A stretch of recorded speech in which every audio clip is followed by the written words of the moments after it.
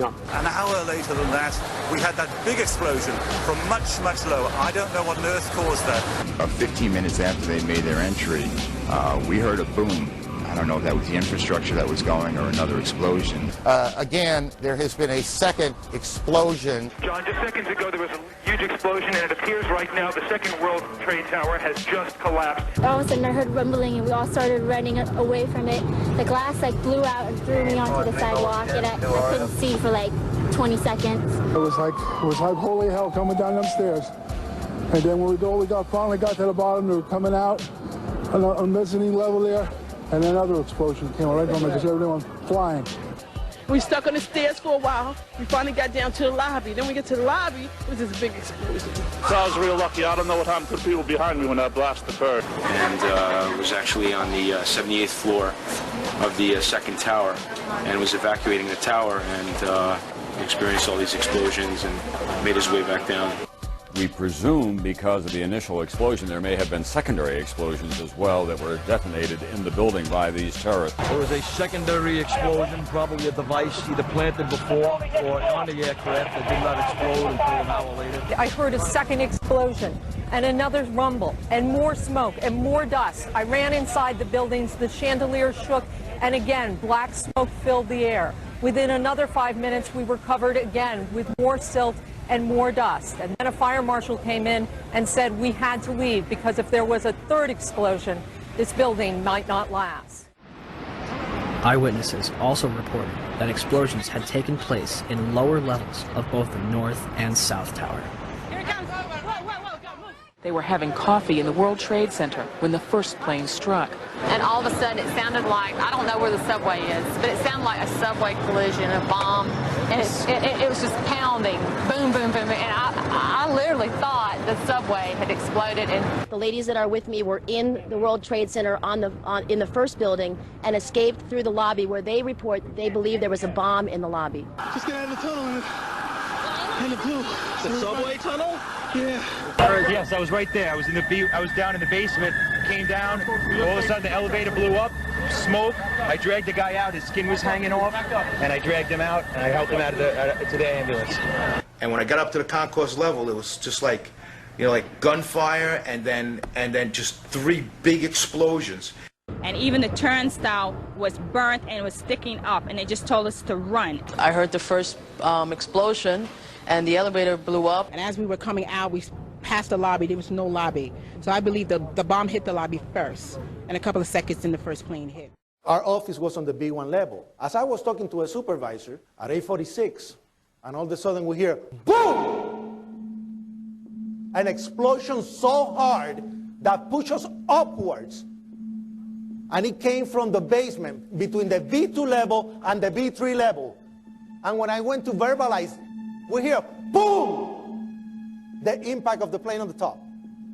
As I'm walking by the main freight car of the building, in the corridor, that's when I got blown. I mean, the impact of the explosion threw me to the floor, and that's when everything started happening. All of a sudden, a big impact happened again, and all the ceiling tile was falling down, the light fixtures were falling. You got to go clear across the whole from 1 to 2 World Trade Center, and then all of a sudden, it happened all over again. Something else hit us to the floor. Right in the basement, you felt it. Walls were caving in, everything that was going on. I mean, I know of people that got killed in the basement. I know of people that got broken legs in the basement. People that got reconstructive surgery because the walls hit them in the face. On 9/11, New York City lost 343 firefighters at the World Trade Center. Since they were the ones inside the towers before and as they collapsed, I'd say they've got a pretty good grasp on what happened. So what does the FDNY think? I went around by the freight elevator and I could see it was just blown. It was just a giant ship. 30th floor. We hear another explosion. And at that time we heard a huge explosion. Firefighter Louis Caccioli told People Weekly, "I was taking firefighters up in the elevator to the 24th floor to get in position to evacuate workers. On the last trip up, a bomb went off. We think there were bombs set in the building." For more than a year, the Port Authority blocked the release of a tape of firefighters' transmissions from the World Trade Center on 9/11. In November 2002, the tape was finally released to the New York Times and other news outlets. Why did it take so long to get the tape released? I got an eyewitness who said there was an explosion on floor 7-8. 7-8. We just had another explosion. Warren Street because of the secondary explosion. We've got numerous people covered with dust from the secondary explosion. And we got another explosion on the tower, 1013. Number 2 has had a major explosion and what appears to be a complete collapse surrounding the entire area. Who's involved in the secondary explosion at Tower 1K? I've got 5. It was like the first thing there was nobody there. Where the fuck? What do we do? We made it outside. We made it about a block. We made it at least 2 blocks, and we started running floor by floor instead of popping out. It was like, it was if they had detonated. Detonated. They were planned to take down a building. Boom, boom, boom, boom, boom, boom, boom. All the way down. I was watching it and running. One eyewitness was standing among a crowd of people on Church Street, 2.5 blocks from the South Tower, when he saw a number of brief light sources being emitted from inside the building between floors 10 and 15. He saw about 6 of these flashes, accompanied by a crackling sound before the tower collapsed. You heard a big explosion before the building fell? I saw it as it was happening, and it sounded as if you had 100 of those little black cat firecrackers and you lit them all off at once. That's what it sounded like. It sounded like the finale of the 4th of July over the East River.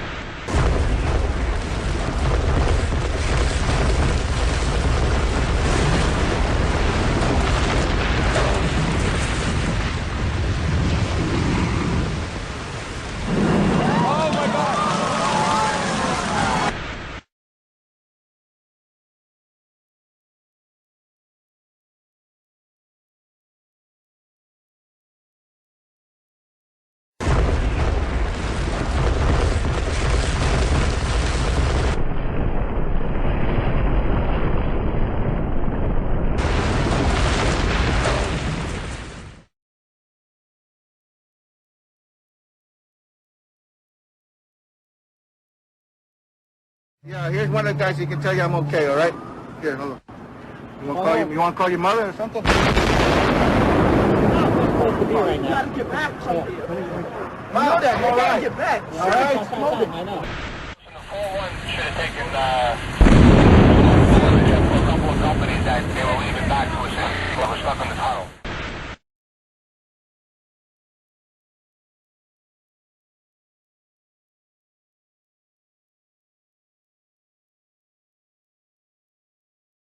What does science have to say about the collapses? The collapse of the World Trade Center was picked up by Columbia University's observatory in Palisades, New York. The South Tower registered as a 2.1 earthquake. The North Tower registered as a 2.3 earthquake. Won Young Kim told Chris Bolin that their seismographs pick up underground explosions from a quarry 20 miles away. These blasts are caused by 80,000 pounds of ammonium nitrate and cause local earthquakes between magnitude 1 and 2. The 1993 bombing of the World Trade Center did not even register because it was not coupled to the ground. During the collapse, most of the energy of the falling debris was absorbed by the towers and the neighboring structures, converting them into rubble and dust or causing other damage, but not causing significant ground shaking. 47 huge steel columns going up the core. They're interconnected. How do you get them to fail simultaneously so the core disappeared? It looks like those core columns were cut. The way we do this is by cutting the beam at an angle.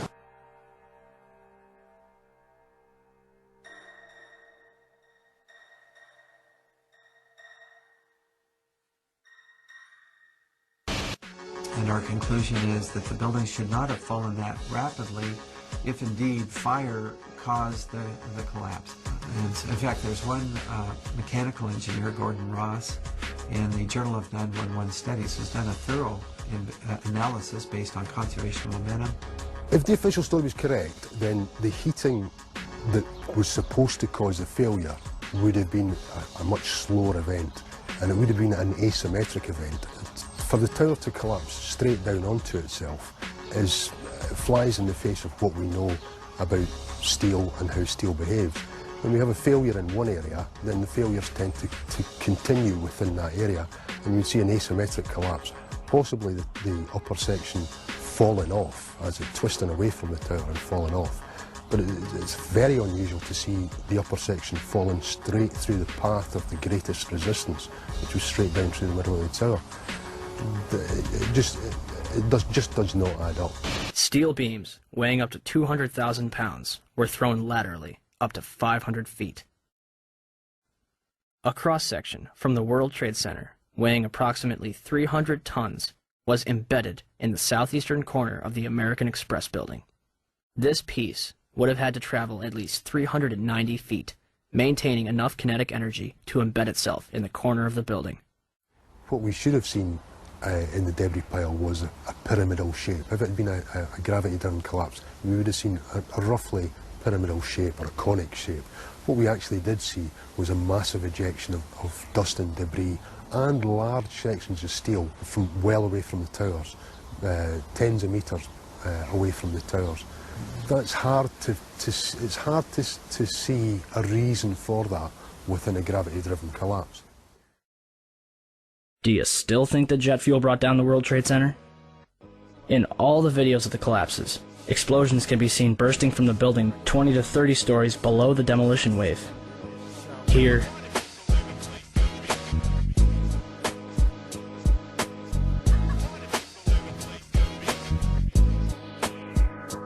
here,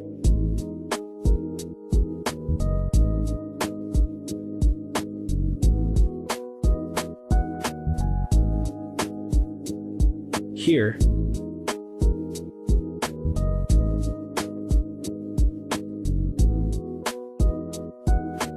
here,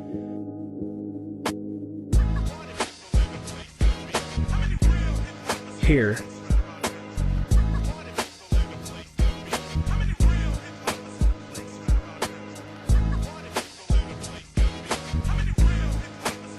and here.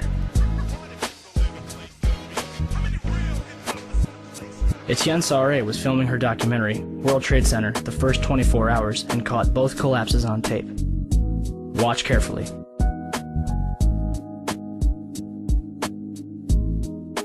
The tripod shakes 12 seconds before the North Tower begins collapsing. And something is knocked off the right-hand side of the building.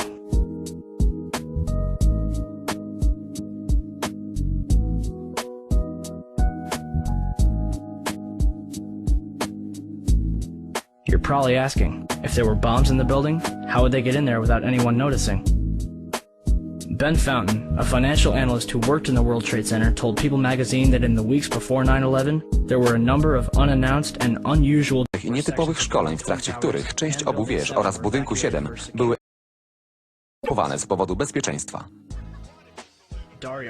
Doria Cord, strażniczka w północnej wieży, powiedziała Newsday, że przez 2 tygodnie przed 11 września ochrona pracowała na 12-godzinnych zmianach, ale we wtorek, 6 września, psy węszące zostały gwałtownie usunięte z budynku. Kto to wszystko zatwierdził?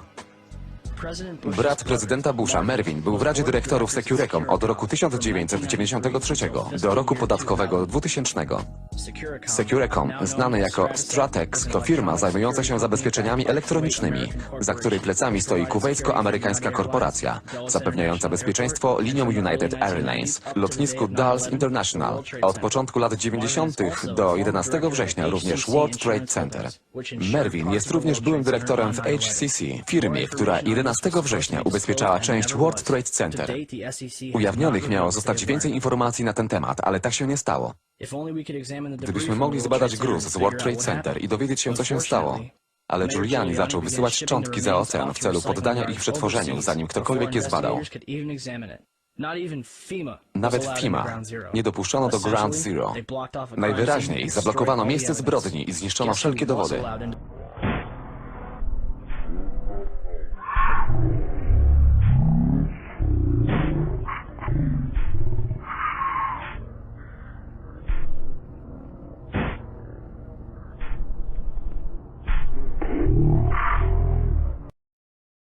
Since the inception of the Federal Reserve in 1913, a number of large and small wars have commenced. The 3 most pronounced were World War I, World War II, and Vietnam. World War I. In 1914, European wars broke out centered around England and Germany. The American public wanted nothing to do with the war. In turn, President Woodrow Wilson publicly declared neutrality. However, under the surface, the U.S. administration was looking for any excuse it could find to enter it. In a noted observation by Secretary of State William Jennings, the large banking interests were deeply interested in the World War because of the wide opportunities for large profits. It's important to understand that the most lucrative thing that can happen for the international bankers is war, for it forces the country to borrow even more money from the Federal Reserve Bank at interest. Woodrow Wilson's top advisor and mentor was Colonel Edward House, a man with intimate connections with the international bankers who wanted in the war. In a documented conversation between Colonel House, Wilson's advisor, and Sir Edward Grey, the Foreign Secretary of England, regarding how to get America into the war, Grey inquired, "What will Americans do if Germans sink an ocean liner with American passengers on board?" House responded, "I believe that a flame of indignation would sweep the United States, and that by itself would be sufficient to carry us into war." So, on May 7, 1915, on essentially the suggestion of Sir Edward Grey, a ship called the Lusitania was deliberately sent into German-controlled waters, where German military vessels were known to be. And, as expected, German U-boats torpedoed the ship, exploding stored ammunition, killing 1,200 people. To further understand the deliberate nature of this setup, the German embassy actually put advertisements in the New York Times telling people that if they boarded the Lusitania, they did so at their own risk, as such a ship sailing from America to England through the war zone would be liable to destruction. In turn, and as anticipated, the sinking of the Lusitania caused a wave of anger among the American population, and America entered the war a short time after. The First World War caused 323,000 American deaths. J.D. Rockefeller made $200 million off of it. Not to mention the war cost about $30 billion for America, most of which was borrowed from the Federal Reserve Bank at interest, furthering the profits of the international bankers. World War II. On December 7, 1941, Japan attacked the American fleet at Pearl Harbor, triggering our entry into that war. President Franklin D. Roosevelt declared the attack was a day that will live in infamy. A day, but not because of the alleged surprise attack on Pearl Harbor. After 60 years of surfacing information, it is clear that not only was the attack on Pearl Harbor known weeks in advance, it was outright wanted and provoked. Roosevelt, whose family had been New York bankers since the 18th century, whose uncle Frederick was on the original Federal Reserve Board, was very sympathetic to the interests of the international bankers, and the interest was to enter the war, as we've seen, nothing is more profitable for international bankers than war. In a journal entry by Roosevelt's Secretary of War Henry Stimson, dated November 25, 1941, he documented a conversation he had with Roosevelt. The question was, how should we maneuver them into firing the first shot? It was desirable to make sure the Japanese be the ones to do this, so that there should remain no doubt as to who were the aggressors. In the months leading up to the attack on Pearl Harbor, Roosevelt had done almost everything in his power to anger the Japanese, showing a posture of aggression. He halted all of Japan's imports of American petroleum. He froze all the Japanese assets in the United States. He made public loans to nationalist China and supplied military aid to the British, both enemies of Japan in the war, which, by the way, is completely in violation of international war rules. And on December 4th, 3 days before the attack, Australian intelligence told Roosevelt about a Japanese task force moving towards Pearl Harbor. Roosevelt ignored it. So, as hoped and allowed, on December 7, 1941, Japan attacked Pearl Harbor, killing 2,400 soldiers. Before Pearl Harbor, 83% of the American public wanted nothing to do with the war. After Pearl Harbor, 1 million men volunteered for the war. It is important to note, Nazi Germany's war effort was largely supported by two organizations, one of which was called IG Farben. IG Farben produced 84% of Germany's explosives, and even the Zyklon B used in the concentration camps to kill millions. One of the unspoken partners of IG Farben was J.D. Rockefeller's Standard Oil Company in America. In fact, the German Air Force could not operate without a special additive patented by Rockefeller's Standard Oil. The drastic bombing of London by Nazi Germany, for example, was made possible by a $20 million sale of fuel to IG Farben by the Rockefeller Standard Oil Company. This is just one small point on the topic of how American business funded both sides of World War II. One other treasonous organization worth mentioning is the Union Banking Corporation of New York City. Not only did it finance numerous aspects of Hitler's rise to power, along with actual materials during the war, it was also a Nazi money laundering bank, which was eventually exposed for having millions of dollars of Nazi money in its vaults. The Union Banking Corporation of New York was eventually seized for violations of the Trading with the Enemy Act. Guess who the director and vice president of the Union Bank was? Prescott Bush, our current president's grandfather, and of course our former president's father. Keep that in mind when considering the moral and political dispositions of the Bush family. Vietnam. The United States' official declaration of war on North Vietnam in 1964 came after an alleged incident involving 2 U.S. destroyers being attacked by North Vietnamese PT boats in the Gulf of Tonkin. This was known as the Gulf of Tonkin incident. This single situation was the catalytic pretext for massive troop deployment and full-fledged warfare. One problem, however, the attack on the U.S. destroyers by Vietnamese PT boats never happened. It was a completely staged event to have an excuse to enter the war. Former Secretary of Defense Robert McNamara stated years later that the Gulf of Tonkin incident was a mistake, while many other insiders and officers have come forward, relaying that it was a contrived farce, a complete lie. Once in the war, it was business as usual. In October 1966, President Lyndon Johnson lifted trading restrictions on the Soviet bloc, knowing full well that the Soviets were providing upwards of 80% of North Vietnam's war supplies. Consequently, Rockefeller interests financed factories in the Soviet Union, which the Soviets used to manufacture military equipment and send it to North Vietnam. However, the funding of both sides of this conflict was only one side of the coin. In 1985, Vietnam's rules of engagement were declassified. This detailed what American troops were and were not allowed to do in the war. It included absurdities like North Vietnamese anti-aircraft missile systems could not be bombed until they were known to be fully operational. No enemy could be pursued once they crossed the border of Laos or Cambodia. And most revealing of all, the most critical strategic targets were not allowed to be attacked unless initiated by high military officials. Apart from these imposed ludicrous limitations, North Vietnam was informed of these restrictions and therefore could base entire strategies around the limitations of the American forces. This is why the war went on so long. And the bottom line is this: the Vietnam War was never meant to be won, just sustained. This war for profit resulted in 58,000 American deaths and 3 million dead Vietnamese. So, where are we now?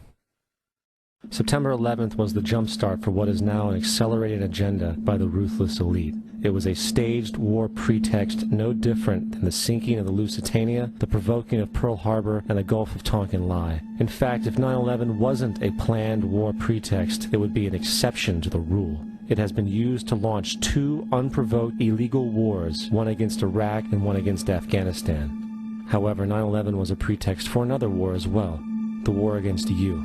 The Patriot Act, Homeland Security, Military Tribunals Act, and other legislations are all completely and entirely designed to destroy your civil liberties and limit your ability to fight back against what is coming.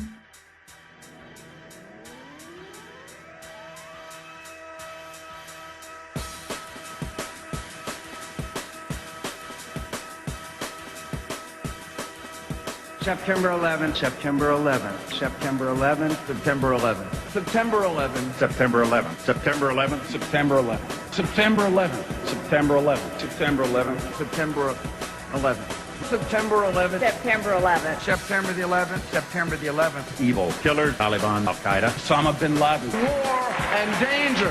Weapons of mass destruction. Terror, terror, terror, terror, terror, terrorism, terrorism, terrorism, terrorism, terrorism, terrorism, terrorism, terrorism, terrorism, terrorism, terrorism, terrorism, terrorism, terrorism, terrorism, global terrorism, global terrorism, world terrorism, global terrorism, global terrorism, global terrorism, global terrorism, the terrorists, terrorists, terrorists, terrorists, terrorists, terrorists, terrorists, terrorists, terrorists, terrorists, terrorists, terrorists, terrorists, terrorists, terrorists, terrorists, terrorists, terrorists, the evil terrorists. Terrorism. The words are hypnotically repeated.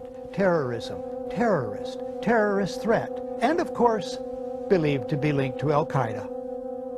But it's the so-called war on terrorism that's in our faces practically 24/7 as the inescapable focus of our existence. One day, our grandchildren will look back on this time and ask, how was the war on terror won?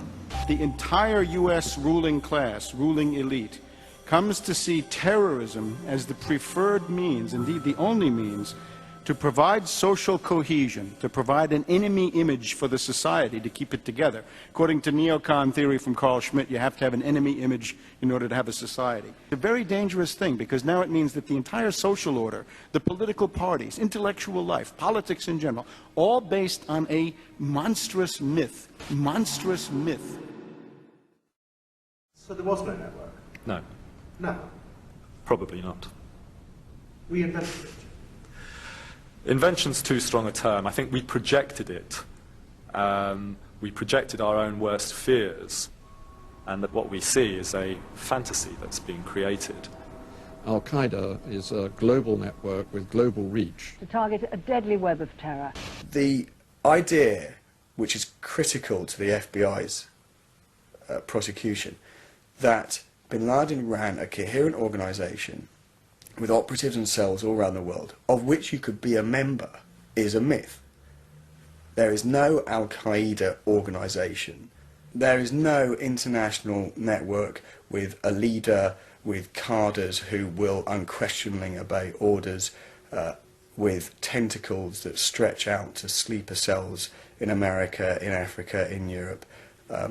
That idea of a coherent, structured terrorist network with an organised capability simply does not exist.